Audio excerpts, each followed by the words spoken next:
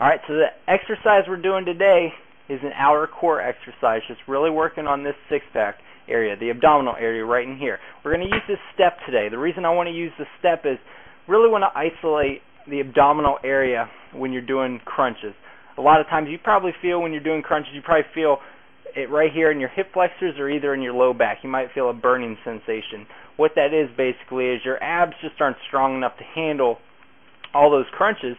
It's starting to call on your hip flexors and your low back muscles to help you out, and that's why you feel that burning feeling. That's what you don't want when you're doing crunches. So this exercise is really going to isolate.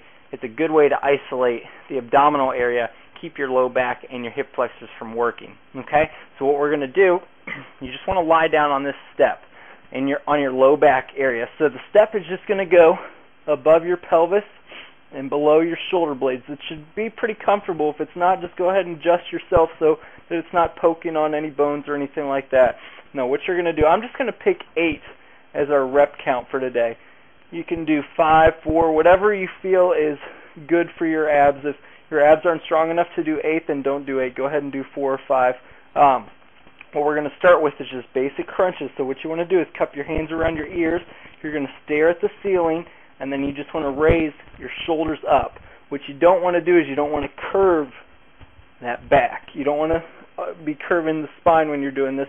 Just raise the shoulder blades up. It keeps that spine so it's not curving too much. You're just going to do 8 basic crunches. Then what you want to do is stick that right foot out, point your toe out. You're doing 8 more. Okay? Now what we're going to do is crunch your elbow and your knee together. 8 just like this. Back to regular crunches. 8 more. Stick that left foot out. 8 of those. 8 knee to elbow. And then back to 8 regular crunches.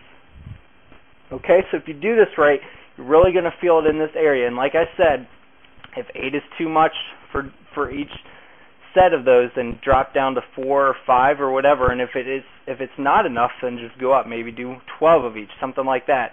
All right, so that's a good outer core exercise just to really isolate the ab area to keep your hip flexors and your low back from working too much.